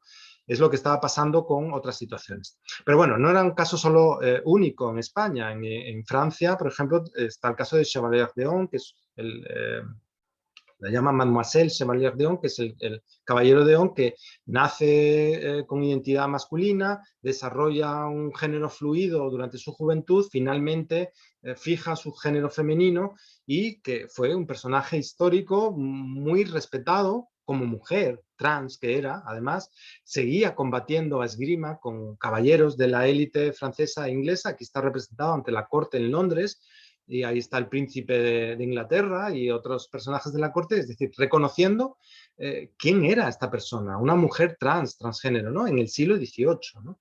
Un poco un caso parecido al que veíamos antes, ¿no? Bueno, y es que la permisividad en realidad existe, pero siempre dentro de un contexto determinado. En casi todos los países, incluso aquellos que son un poco más transfóbicos, hay una permisividad de transición de género temporal en un contexto cerrado, espacial y temporalmente, ya sea una danza, una representación teatral. Lo vemos, por ejemplo, a través de las máscaras femeninas que utilizan danzantes masculinos en el Congo, en Gabón, a través del teatro kabuki, del teatro español también en el siglo XVI, del teatro de Shakespeare en Inglaterra. Los personajes son representados, personajes femeninos son representados por personas con identidades masculinas, presuntamente, ¿no? En Japón pueden desarrollar incluso su rol femenino fuera del escenario, ¿no? Perdón. Teatro kabuki, como decíamos, y en situaciones transitorias se tolera, se permite en muchas culturas esa transición de género, ¿no? En el carnaval, por ejemplo, ¿no? O en esta danza, la fiesta de compadres, o lo que se recoge en el siglo XVIII, esta danza de Trujillo, del Códice Martínez Compañón, en donde vemos a dos personas con barba, pero con indumentaria femenina que están realizando una danza, ¿no? Que es parecida a esta de la danza de compadres, ¿no? El mundo del arte también juega mucho con esta transición de los géneros, con esta dualidad o este juego, esta combinación de binarismo simultáneo, de transición de un género a otro, ¿no? Ese Andy Warhol, como veíamos, ¿no? Pero otro espacio en el que también se respeta y se tolera y se incentiva la transición de género es en el espacio sagrado. En muchas culturas se considera que las personas trans son más fuertes espiritualmente que las personas cis. Bueno, cis es lo contrario de trans, ¿no? Um, en Norteamérica se llama, por ejemplo, dos espíritus, porque se considera que tienen un espíritu doble, tienen un espíritu masculino y un espíritu femenino, por ejemplo, ¿no? Y por tanto son más fuertes a la hora de viajar al universo espiritual, de luchar contra los enemigos espirituales y de regresar al mundo terrenal, ¿no? Por eso muchos sacerdotes o sacerdotisas son personas trans, ¿no? Y muchas chamanas también. Bueno, veíamos ejemplos tanto de los códices aztecas, de estos sacerdotes que visten en rol femenino, o del mundo clásico griego, o en Chile, por ejemplo, entre las Machi, donde es la familia de Gerardo Queupucara, en donde vemos cómo utilizan indumentarias femeninas, incluso los chamanes precisamente utilizan estas indumentarias femeninas, ¿no? Y parece ser que en el pasado las machi eran mujeres trans también, aunque hoy hay muchas machi que son mujeres cis, ¿no? Y también algunos hombres o mujeres trans. Bueno, terminábamos la exposición y con esto voy a ir concluyendo con la persecución, ¿no? Lo que decía al principio, el transgénero perseguido, la intolerancia y intransigencia, ¿no? Esta es una fotografía muy interesante que nos permitía explicar el proceso de persecución de las mujeres trans, ¿no? Las mujeres indígenas, entre los Tirahuina de Venezuela hasta el día de hoy, son mujeres trans que viven como mujeres, casadas con hombres cis, etc., ¿no? Cuando estos grupos Tirahuina entran, warao, perdón, los tidahuinas son las mujeres trans, cuando los warao entran en contacto con, bueno, pues con grandes ciudades o con culturas más occidentalizadas, el primer cambio que se produce es, perdón, a ver, el primer cambio que se produce es sobre la indumentaria. Se obliga a estas personas a abandonar la indumentaria, la expresión de género femenina, ¿no? Claro, si les obligan a vestir como hombres, aunque su identidad sea femenina, ya no van a encontrar esposo, porque entre los warao, un hombre cis se puede casar con una mujer trans, sin problema, pero no se va a casar con otro hombre. Esto no lo ven así, ¿no? Entonces, ya no va a encontrar contexto familiar en el que apoyarse, ya no puede trabajar tampoco con las otras mujeres, porque ya no es una mujer, porque no expresa su identidad, que es lo importante, ¿no? La expresión de esa identidad de género. No la expresa como mujer y por tanto no es una mujer, pero tampoco se le permite ser un hombre, ¿no? Y lo convierten justamente en esta categoría que era la que perseguían desde el siglo XVI, ¿no? La categoría del homosexual pasivo, etcétera, etcétera, ¿no? Cuando en sus grupos de origen tenían esta cabida, esta posibilidad de desarrollar su vida sin problema, ¿no? Ya dije que hay una diferencia de trato entre la mujer trans y el hombre trans, ¿no? Este es un caso que traíamos también a la exposición de Heleno de Céspedes, que es un hombre trans que era médico, que se casó 2 veces con 2 mujeres cis y que fue denunciado y que, bueno, la Inquisición lo que hizo fue condenar a este hombre trans a trabajar gratis en un hospital durante unos años, ¿no? Ese fue el castigo al que se le sometió. Mientras que el castigo de mujeres trans suele ser la condena. Lo hemos visto con el aperreamiento de Vasco Núñez de Balboa. Lo vemos también en estas frases de Bernardino de Sahagún. No lo voy a leer, pero bueno, al final dice que estos hombres afeminados en el andar, en el hablar, en todo, porque son mujeres, merecen ser quemados. Y ahí lo representa cómo está quemando, asesinando a una mujer trans, ¿no? Y no es solo una cuestión del pasado, podemos seguir arrastrando esto hasta nuestros días, ¿no? Esto es algo que pasó en México en 1901, que por cierto hay una película reciente sobre el tema. Es un pasquín que circuló en 1901 que se tituló Los 41 maricones. En una fiesta privada entró la policía, estamos en la dictadura en este caso de la época, y encontramos que había de los 41, pues 19 personas con indumentarias femeninas, ¿no? De estas 19 personas fueron justamente las que recibieron un castigo más duro, ¿no? Los hombres que formaban parte de esta fiesta, pero una fiesta homosexual, vamos a decir así, pero que tenían su identidad masculina, bueno, fueron castigados, pero no sufrieron el acoso que sufrieron las personas transgénero, en este caso, ¿no? Las que travestidas o como lo queramos llamar, ¿no? Mujeres trans, vamos a llamar. Eh, fueron obligadas a ir al presidio y bueno, la burla sobre ellas, incluso algunas se intentó suicidar y en este pasquín se burlan incluso de esto, ¿no? Se las obligó a barrer las calles, fueron apedreadas, o sea, el trato vejatorio que sufrieron las mujeres, en este caso las personas que iban con esa indumentaria femenina, fue mucho más terrible que el de los hombres, ¿no? A pesar de que todos formaban parte de la misma fiesta, ¿no? A través del humor lo vemos hasta el día de hoy, ¿no? Esto es un esboto mexicano en el que un chico pues le da gracias a San Charbel, a un santo, porque justo antes de tener la relación sexual se da cuenta de que era machín, es decir, era una mujer trans, aquella persona con la que había contactado en un bar, ¿no? Y le da gracias a un santo de que puede huir o escapar de esta persona, ¿no? Eso es transfobia. Lo que estamos viendo hasta el día de hoy, aunque sea a través del sentido del humor, son pequeños actos de transfobia, ¿no? Esto es en Indonesia, teatro ludruk, que es una especie de, bueno, pues, teatro kabuki, digamos, que también es representado, son personajes femeninos, pero interpretados por personas con genitales masculinos, ¿no? Y lo que veíamos aquí es cómo se ha ido desprestigiando esto que era un teatro tradicional y que tenía su consideración en época anterior a la influencia occidental, y hoy en día se va desprestigiando, se va acosando a estas mujeres hasta que se tienen que dedicar muchas de ellas a la prostitución, y hay una incidencia además del VIH sobre estas mujeres realmente, bueno, pues alarmante, ¿no? Otras fotografías que exponíamos de Álvaro Laiz también, el mismo artista de la serie de Tidahuinas, sobre las mujeres trans en Mongolia, etc. Bueno, Esta era la exposición.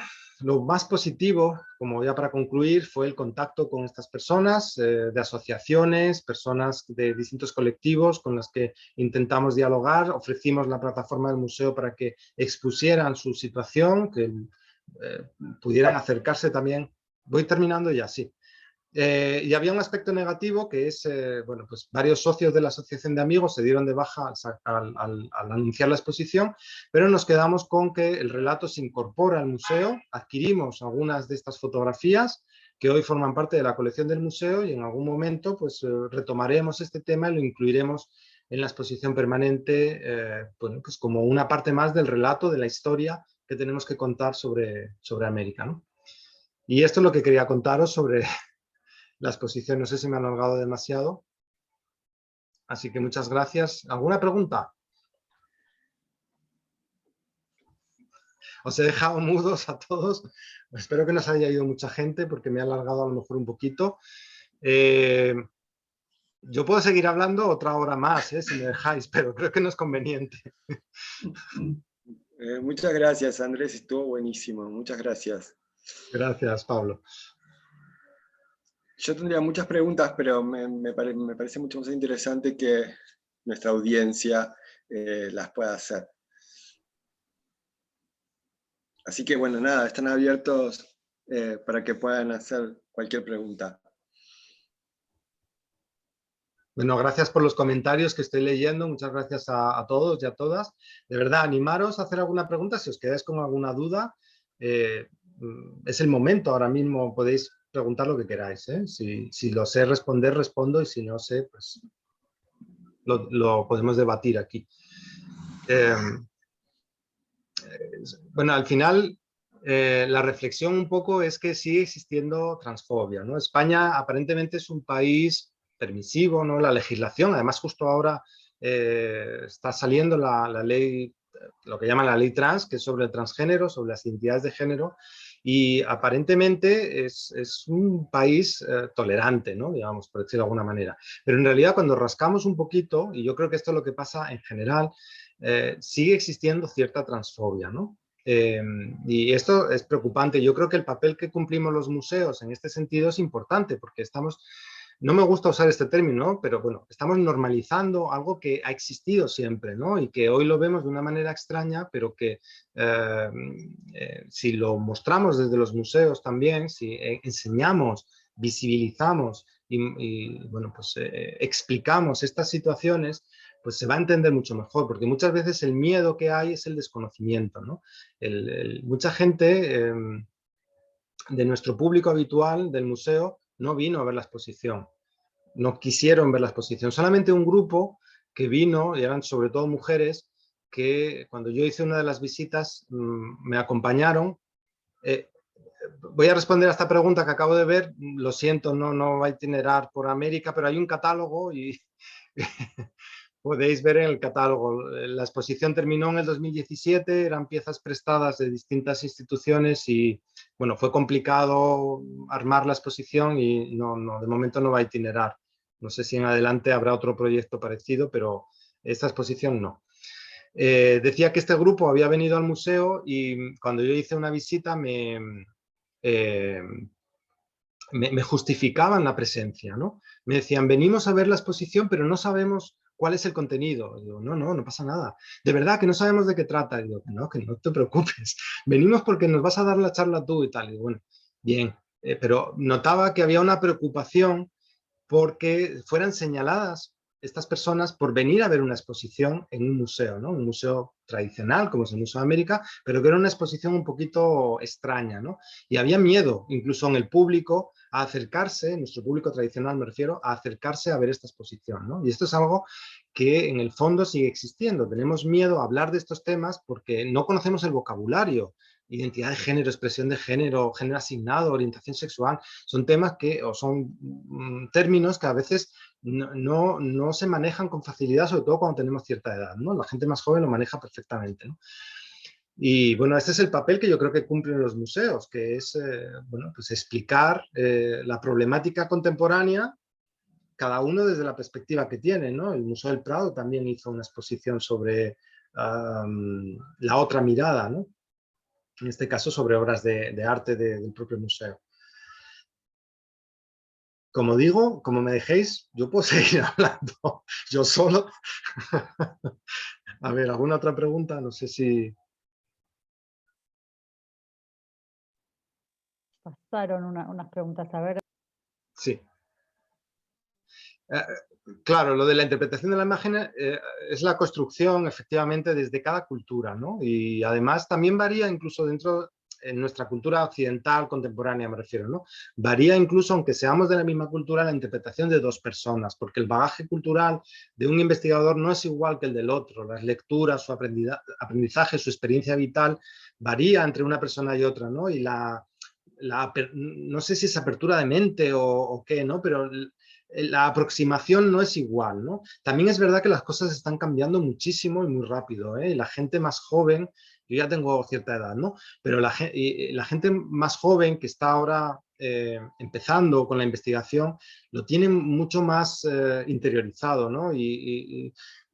Lo asume de otra manera, ¿no? Y la perspectiva, la manera de ver y de enfrentarse a estas interpretaciones es distinta, ¿no?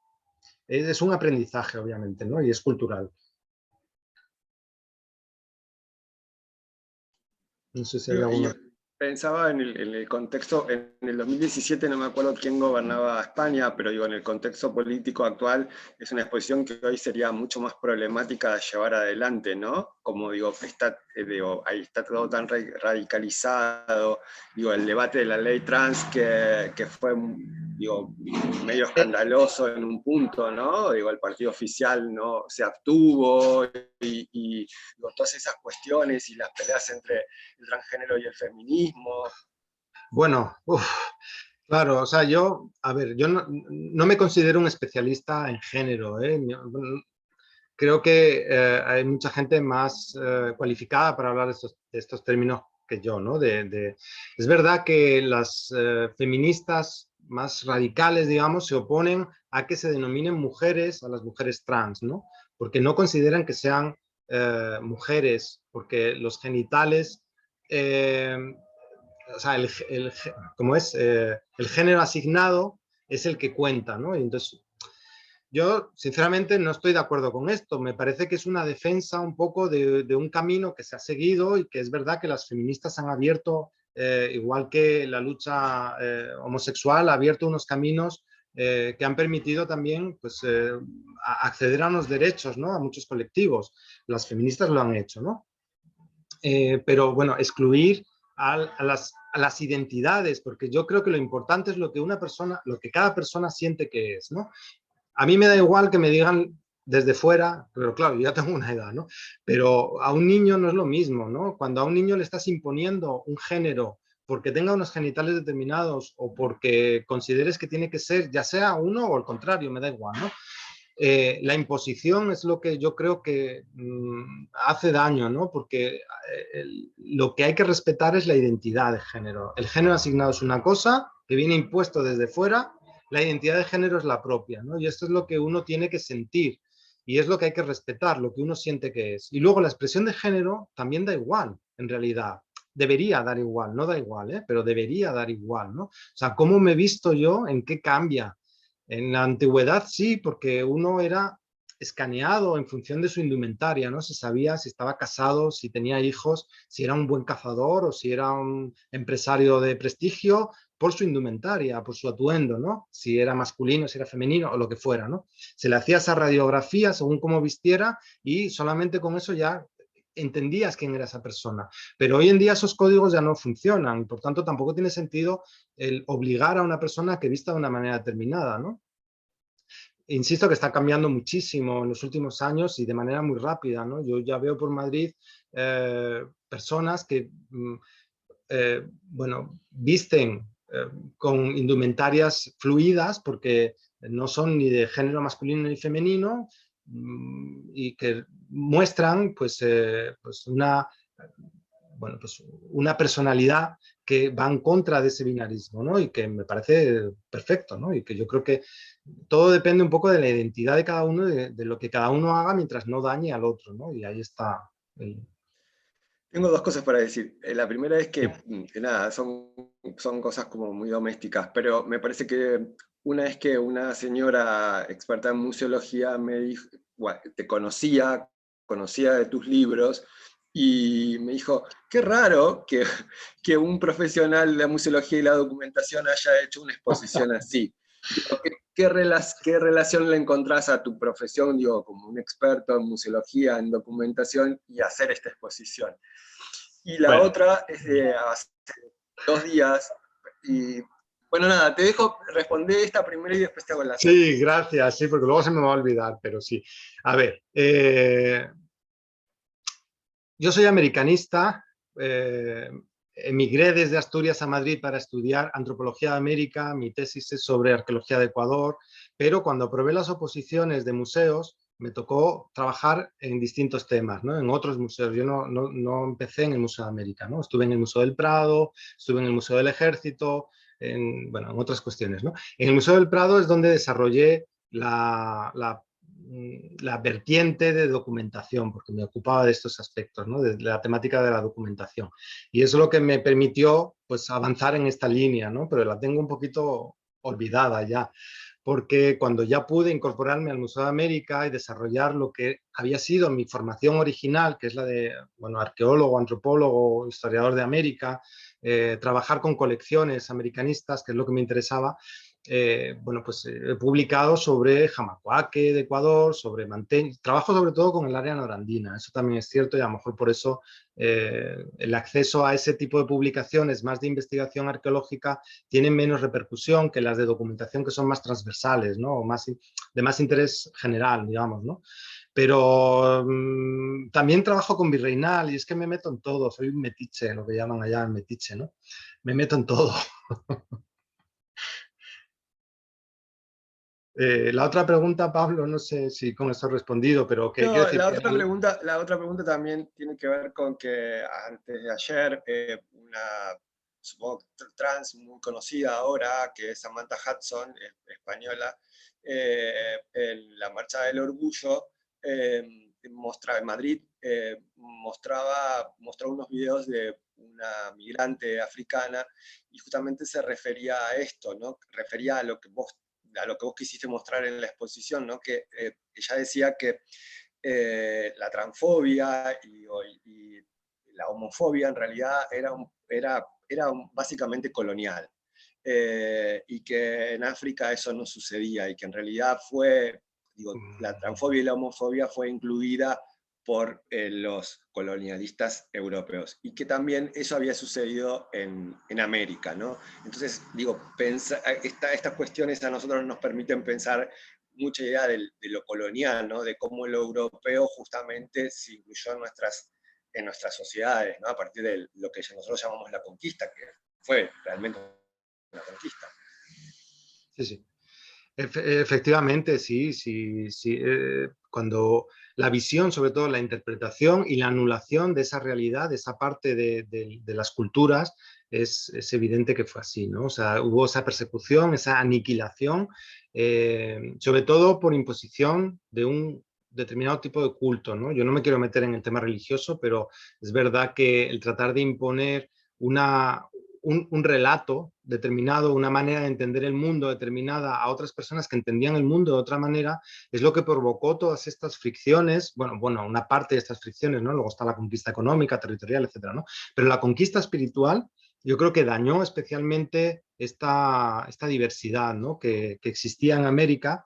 En África existía, y probablemente el colonialismo también tiene mucho que ver, pero creo que es distinto, ¿no? Yo creo que América y Asia son más parecidos, pero África es un poquito distinto. No sé muy bien por qué, que tampoco soy especialista en el tema, pero sí, además en África es un continente donde hay una violencia sobre las personas trans que no se encuentra, bueno, quizás en Jamaica. Si miráis a ver los países donde hay más transfobia, Brasil, por ejemplo, donde hay más asesinatos de mujeres trans, en Jamaica, en Brasil, varios países africanos, y me pregunto por qué, ¿no? Y yo creo que es que las sociedades, las culturas precoloniales africanas son especialmente patriarcales, creo, no todas, pero, y no quiero generalizar tampoco, pero me da la sensación de que hay, aunque existían, por ejemplo, sí que en el catálogo recojo la presencia de hombres trans, de personas asignadas mujer al nacer, pero que desarrollan un rol de guerrero y que se casan además con mujeres cis y que tienen hijos con ellas porque estas mujeres cis pueden tener relaciones sexuales con otros hombres, ¿no? Sí que está documentado en África, ¿no? Pero mujeres trans en África, creo que no vi referencias. Hoy en día existe y están perseguidas, que creo que es uno de los continentes más transfóbicos que hay, ¿no? Y no solo por el colonialismo, aunque también tiene que ver, pero yo creo que no solamente, ¿eh? Las culturas no todas son iguales, no todas son igual de permisivas, ¿eh? O sea, me imagino que en América, por ejemplo, también podemos buscar casos en donde había un binarismo estatal, digamos, ¿no? Que se impone también una manera de ver los sexos, ¿no? Claro, yo aquí lo que recogía era, en este caso, aquellas culturas que sí que rompían ese binarismo, pero también hay otras culturas que mantienen ese binarismo, ¿eh? La diversidad del ser humano es lo que tiene, eh, que es diversa, ¿no? Andrés, Avi pregunta si recibieron niñas como visitantes a la exposición. Sí, un momentito, porque estoy Sí, viendo, hay extenso comentarios. análisis del modo de la coyuntura y percibe el género de manera no binaria colonial. Vale, sí, sí, por eso digo, la verdad es que, bueno, perfecto, la verdad es que no conozco muy bien la realidad del continente africano, estaba comentando un poco general de lo poco que había leído, pero sí, sí, entre los yoruba se percibe el género de manera no binaria, perfecto, ¿no? O sea, me parece, ya digo que hay muchas culturas en todo el mundo y que cada una de ellas tiene no solo una única visión de los géneros, o no son binaristas o son binaristas, ¿no? Hay culturas que tienen 3 géneros o que permiten o posibilitan transitar entre 2, 3, 4, 5, hasta 7 géneros o hasta más, ¿no? O sea que sí, que varía, varía. Me estás preguntando por los niños. Yo en las visitas que hice me sorprendió una visita familiar con un niño. Bueno, era una niña, pero una niña trans, ¿no? Y se leía todos los textos. Yo le estuve preguntando a esta niña qué le parecía la exposición, estaba fascinada con la exposición, tendría, no sé, 10, 11 años, una cosa así, ¿no? Y claro, yo creo que no vinieron escolares, que es un público habitual del museo, porque coincidió con los meses de verano. Ahí no hubo problemática en este sentido porque los colegios que habitualmente vienen al museo no se vieron en la tesitura de tener que decidir si veían o no veían la exposición, porque se inauguró en julio y terminó en septiembre, en junio o septiembre. Entonces, escolares no vinieron, pero venían niños con familias y eran niños con familias que, bueno, pues que vivían esta realidad en el contexto familiar, ¿no?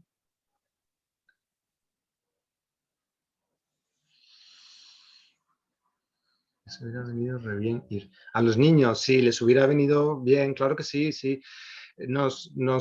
A ver, cambiamos las fechas de la exposición para hacerla coincidir con el World Pride, porque se inauguraba, ya no me acuerdo de las fechas, pero bueno, hablamos con la Federación Estatal del LGTBIQ, nos dijeron que, claro, que como era la primera vez que se celebraba el orgullo a nivel mundial en Madrid, pues que una exposición así que tendría que estar en el contexto del orgullo, ¿no? Y la verdad es que creo que fue un error.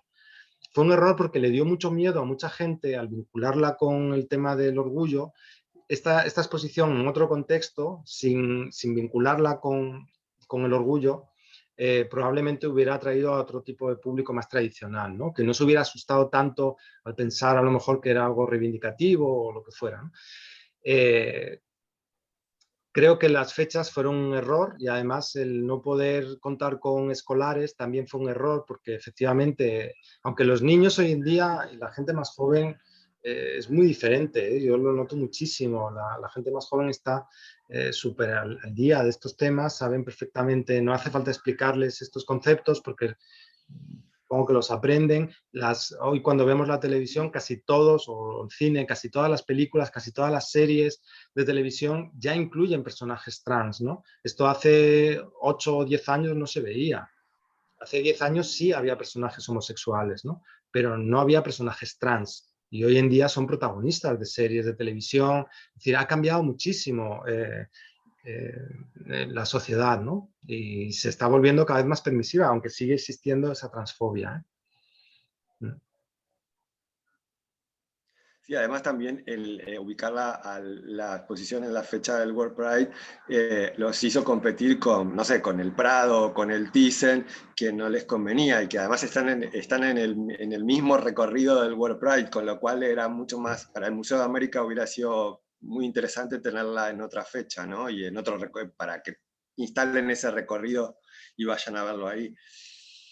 Exactamente, sí, eso fue otro de los problemas que tuvimos, ¿no? La competencia, no solamente dentro de los museos, sino que muchas instituciones se volcaron a hacer actividades, ¿no? Y, bueno, pues hubo cantidad de actividades relacionadas con el World Pride y había tanta oferta de cosas que hacer que la exposición yo creo que pasó un poco desapercibida. Funcionó muy bien el boca a boca. También tuvimos problemas con nuestro Ministerio de Cultura, que en ese momento no quiso, le dio miedo a la exposición, no quiso hacer publicidad.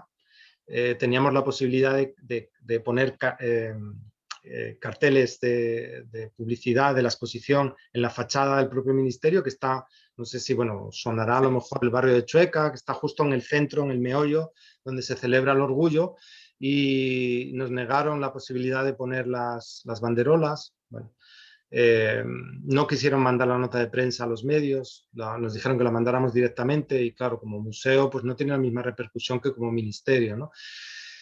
Entonces, bueno, pues sí, le dio un poco de miedo. La asociación también respondió regular, algunos socios se dieron de baja. Sí hubo repercusiones, pero por otro lado hubo una parte súper positiva.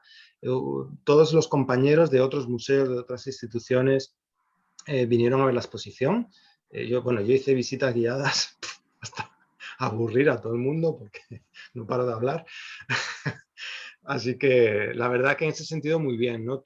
El catálogo, por ejemplo, es un referente ahora en España, porque bueno, fue uno de los primeros que abordaba también desde esta perspectiva un poco la temática, ¿no? Y no es un catálogo solamente de la exposición, vais a ver si lo miráis que contribuye muchísima gente, ¿no? Y queríamos además que participaran también los protagonistas, las personas transgénero, las asociaciones, ¿no? Y escriben textos de distintos tipos, ¿no? Unos más intimistas, personales, otros son más científicos, hay de cine, hay de arqueólogos, etcétera, ¿no? Es un catálogo que es bastante completo y bueno, yo creo que muy interesante también, pero es lo que voy a decir.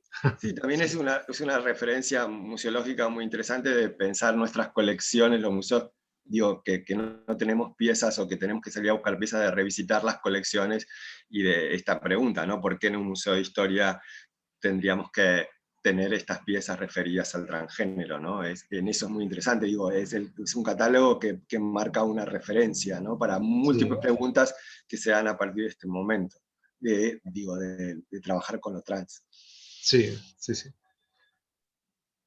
Ah, mira, gracias, Paulina, que he visto que has colgado el link. Gracias, sí. Ahí hay reflexiones, hay artículos más breves, en fin, y luego al final está todo el catálogo de la exposición, ¿no? Con todo esta reflexión que intenté comentaros, ¿no? Vale. La gráfica es preciosa, perdón que me meta, pero es muy bonita Sí. la gráfica del catálogo, la verdad que... Sí, tuvimos la suerte, la posibilidad de contar que no siempre tenemos porque, a ver, nos apoyó en el ministerio, nuestro superior inmediato, digamos, nos apoyó al 100%, ¿no? Cuando le presentamos el proyecto nos ofreció la posibilidad de financiación y por primera vez pudimos contar con un diseñador.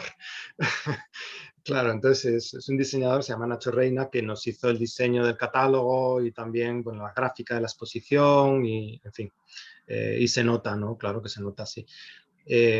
Más arriba del subdirector de museos es donde no se recibió de la misma manera y donde, bueno, pues,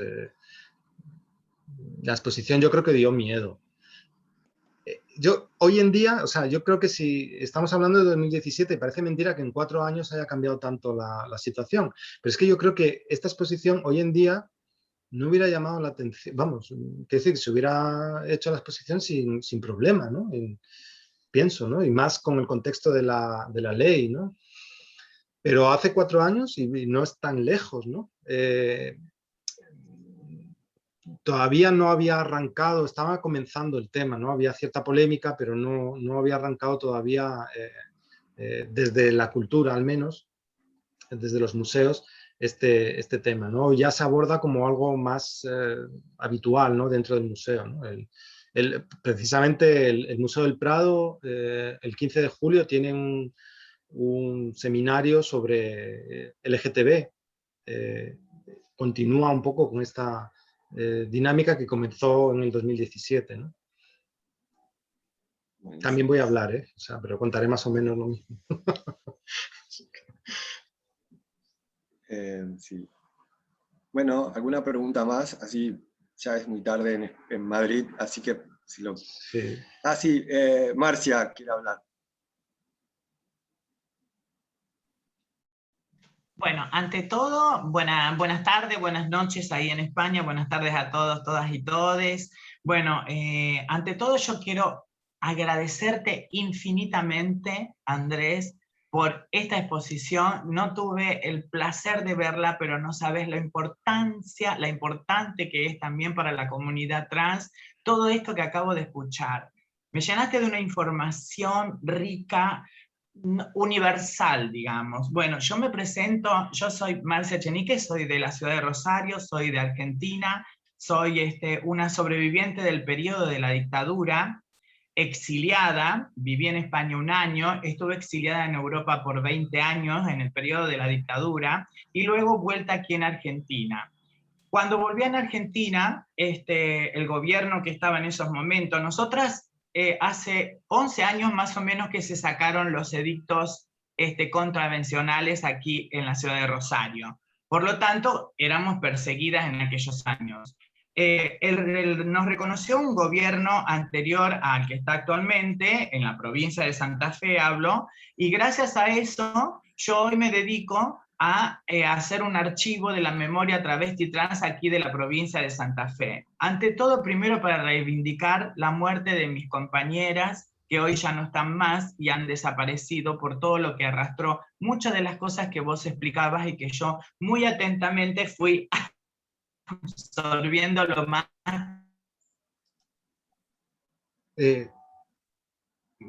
Marcia, no, te he perdido, yo no. Voy a cambiar. Sí, ¿me sentís? ¿Se me siente? Hola, ahora hola. Sí, ahora sí. Bueno, pude cambiar, ¿no?, todo lo que fue el peor momento de mi vida y pude cambiar el timón hacia el otro lado y transformarlo en una memoria, pero en una memoria que sea constructiva, en una memoria que pueda atravesar todos los ejes de la sociedad, y entre los cuales está el arte, que es lo que ustedes están haciendo, porque es ahí donde tenemos. Por eso cuando hablábamos de los niños que no habían ido al museo, a mí me encantaría, ¿por qué? Porque aparte de ser un archivo, yo estoy convencida que el futuro en un archivo y en el pasado está escrita la realidad del presente y proyectándose hacia un futuro mejor. Por eso es que es importantísimo esto de las exposiciones que Andrés, vos lo hacés, te trato de vos, acá tratamos de vos mucho en Argentina. Bueno, y bueno, estoy muy emocionada y agradezco muchísimo la invitación, gracias al Museo Mar, que me ha invitado también a participar de esta charla, que me hizo mucho placer, me llenó mucho, y bueno, eso, quería destacar eso nada más. Pues muchísimas gracias, Marcia. La verdad es que yo creo que los museos son una plataforma para exponer situaciones del presente, ¿no? Aunque trabajemos con esos materiales del pasado, ¿no? Y el que tú estés aquí hablando me parece también que está mostrando la personalidad del museo, ¿no? El que estés invitada, el que el museo haya hecho esta exposición, Es decir, creo que los museos es lo que tienen que hacer, ¿no? Tenemos una responsabilidad social, no solamente trabajamos con cultura, sino que trabajamos con las personas que están detrás, ¿no? Con la sociedad, ¿no? Y yo creo que en este sentido, gracias al Marc también, y muchas gracias, Marcia, por tus comentarios.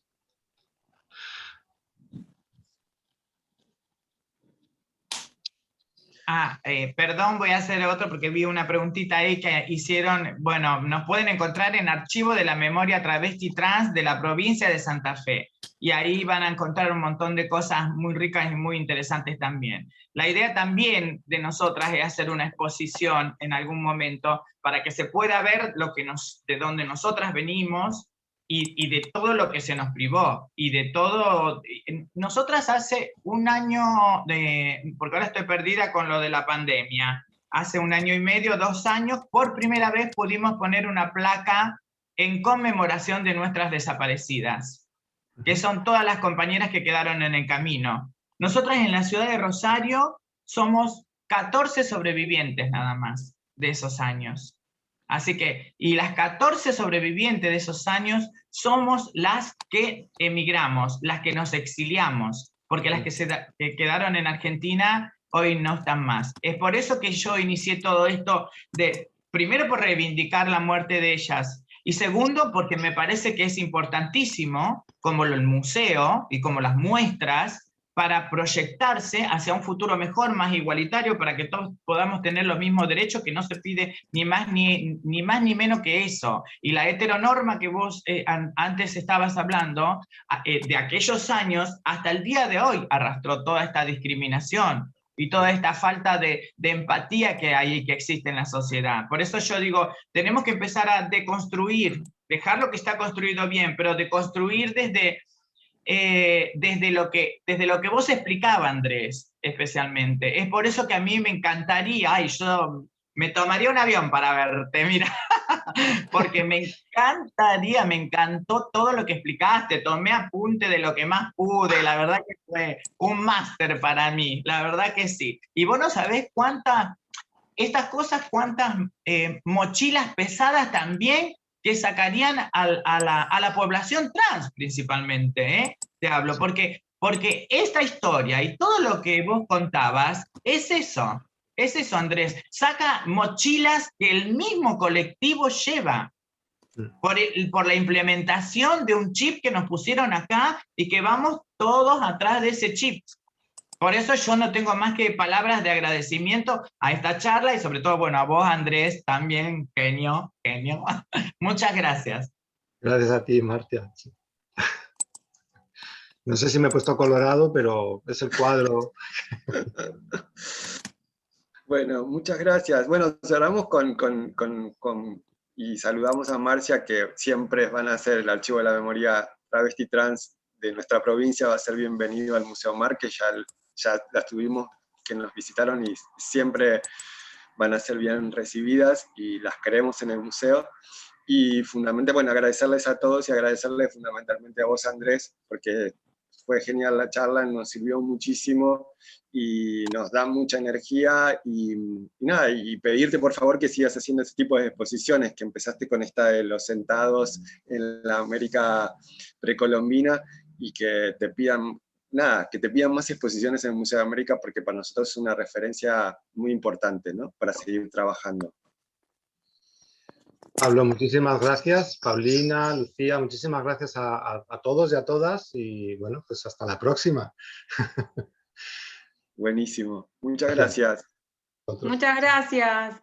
Chao, chao, Marcia.